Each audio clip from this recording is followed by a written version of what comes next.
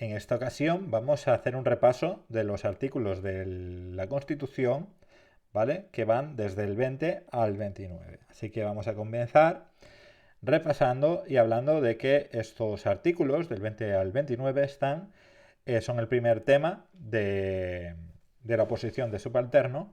Es la Constitución española en su título primero de los derechos y deberes fundamentales, capítulo segundo, derechos y libertades, y en esta ocasión veremos pues, los artículos que van del 20 al 29, aunque ya habíamos visto el 15, 16, 17, 18 y 19, que corresponden al el capítulo segundo del título primero de los derechos y deberes fundamentales.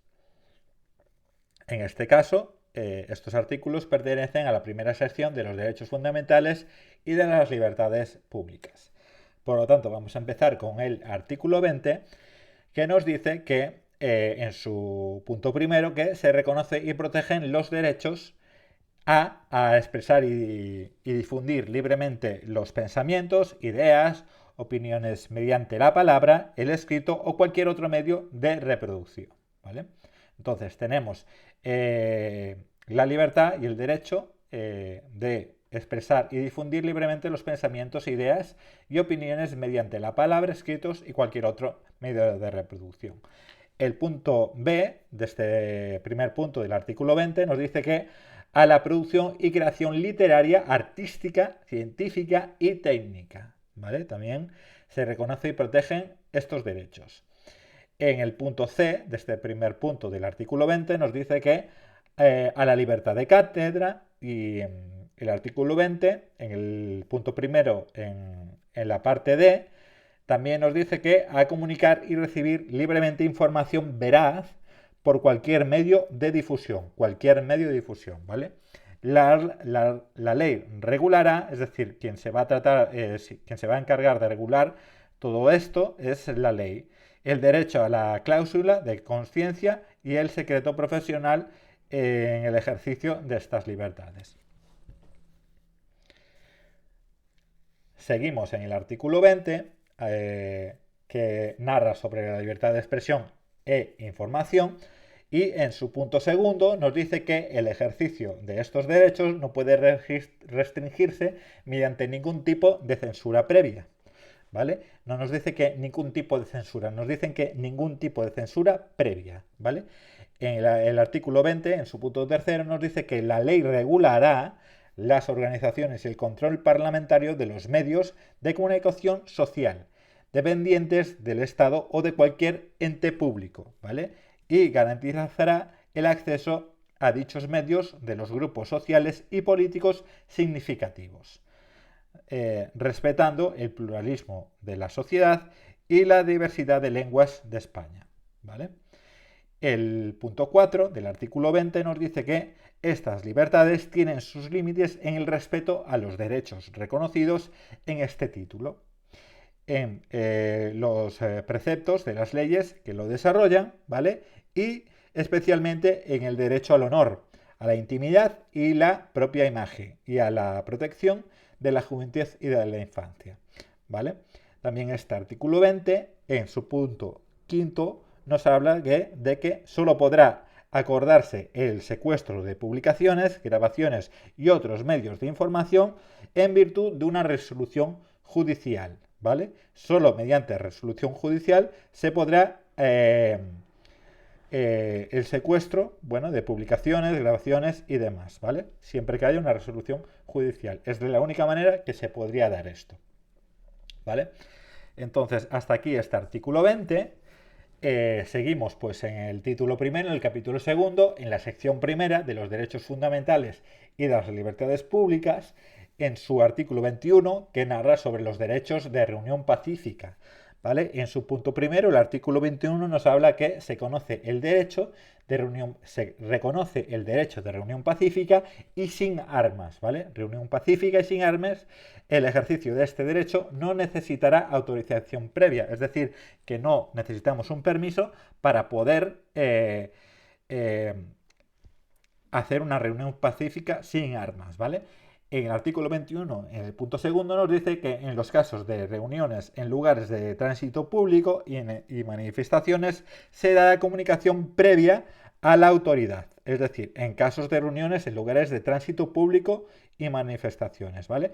Que concurran por tránsito público, que solo podrán ser prohibidas cuando existan razones fundadas en alteraciones del orden público, ¿vale? Solo en este caso, ¿vale? Pueden ser prohibidas, pero es la única razón por la que pueden ser prohibidas, con peligro para personas o bienes, ¿vale? Siempre que pues existan razones fundadas, ¿vale? De alteración de orden público con peligro para personas y bienes, ¿vale? Esto es lo que nos dice el apartado 2 del artículo 21 de la Constitución española. Seguimos con el título primero, capítulo segundo, Derechos y Libertades, de la primera sección, de los derechos fundamentales y de las libertades públicas, y el artículo 22 nos habla del derecho a la asociación legal, ¿vale? El artículo 22 tiene 5 puntos. El primero de ellos, artículo 2.1, nos dice que se reconoce el derecho a asociación, ¿vale? Se reconoce el derecho a poder asociar, a poder crear asociaciones. El artículo 22, en su punto 2, nos dice que las asociaciones que persigan fines o utilicen medios tipificados como delito son ilegales, ¿vale? El punto tercero del artículo 22 nos dice que las asociaciones constituidas al amparo de este artículo deberán inscribirse en un registro que solo a solos efectos de publicidad, ¿vale? De poder ser publicados, ¿vale? Pero deberán inscribirse solo al efecto de publicidad. Seguimos con el artículo 22, que en su punto 4 nos dice que las asociaciones solo podrán ser disueltas o suspendidas de sus actividades en virtud de una resolución judicial motivada, ¿vale? Las asociaciones solo podrán ser disueltas o suspendidas por sus actividades en virtud de una resolución judicial motivada. Y el quinto punto del artículo 22 nos dice que se prohíben las asociaciones secretas y de carácter paramilitar, ¿vale? Entonces, están prohibidas las asociaciones secretas y las de carácter paramilitar. Esto está registrado en el artículo 22 de la Constitución, en su título primero, capítulo segundo, sección primera de los derechos fundamentales y de las libertades públicas. En el artículo 23, también perteneciente a la sección primera del capítulo segundo, nos dice que en el primer punto los ciudadanos tienen el derecho a participar en los asuntos públicos, ¿vale? Directamente o por medio de representante. Lo pueden hacer de una manera directa o por medio de un representante, libremente elegido en elecciones periódicas por sufragio universal. ¿Qué quiere decir sufragio universal? Que todo el mundo lo puede hacer. Todo el mundo puede votar, ¿vale? Entendiendo que tiene una mayor edad, ¿vale? Pero que se quiere decir que no discrimina, ¿vale? El punto segundo del artículo 23 de la Constitución nos dice que asimismo tienen derecho a acceder en condiciones de igualdad a las funciones y cargos públicos con los requisitos que señalen las leyes, ¿vale? Tienen derecho a acceder en condiciones de igualdad a las funciones y cargos públicos con los requisitos que señalen las leyes.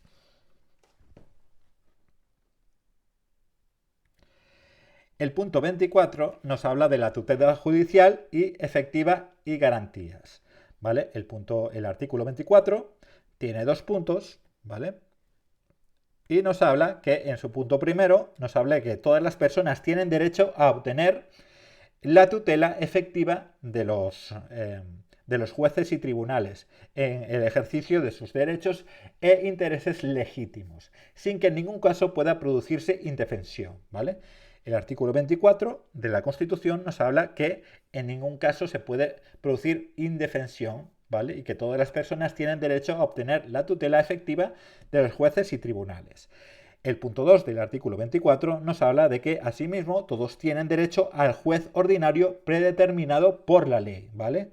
Todos tienen derecho al juez ordinario, a un juez ordinario predeterminado por la ley, a la defensa y a la asistencia del letrado, ¿vale? A ser defendidos y a la asistencia de un letrado, a ser informados de las acusaciones formuladas contra ellos, a un proceso público sin dilaciones indebidas, ¿vale? Las dilaciones que correspondan, estrictamente necesarias y con todas las garantías, a utilizar los medios de prueba pertinentes para su defensa, a no declarar contra sí mismos, ¿vale?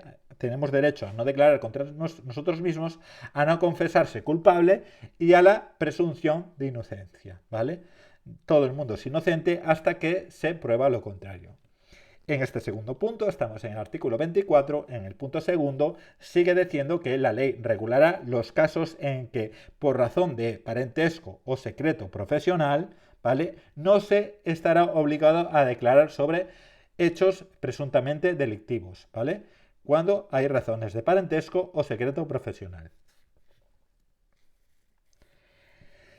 El punto 25, el artículo 25, que está constado de 3 puntos, dice así: el primer punto, artículo 25, punto primero, nos dice que nadie puede ser condenado o sancionado por acciones o omisiones que en el momento de producirse no constituían un delito, ¿vale? Falta o infracción administrativa según la legislación vigente en aquel momento, ¿vale?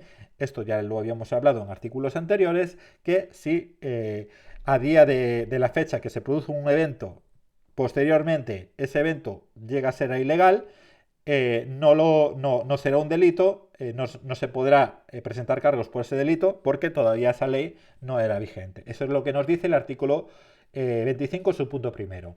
En su punto segundo, ¿qué es lo que nos dice? Que las penas privativas de libertad y las medidas de seguridad estarán orientadas hacia la reeducación y reinserción social, ¿vale?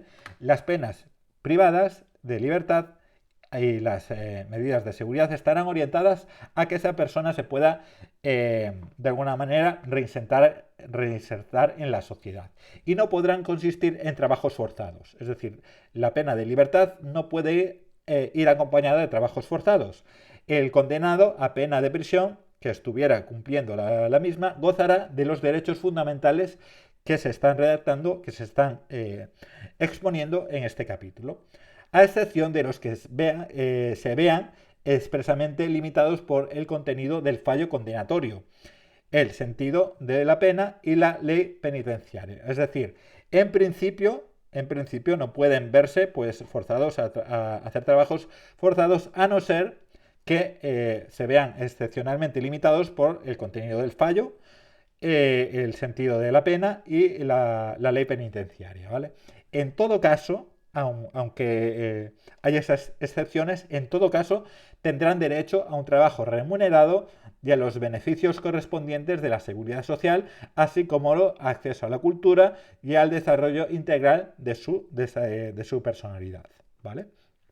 Entonces, siempre van a tener este derecho. Pase lo que pase, este derecho siempre lo van a tener con ellos, ¿vale? A hacer un trabajo remunerado, a tener beneficios correspondientes a la seguridad social y así como al acceso a la cultura y al desarrollo integral de su personalidad.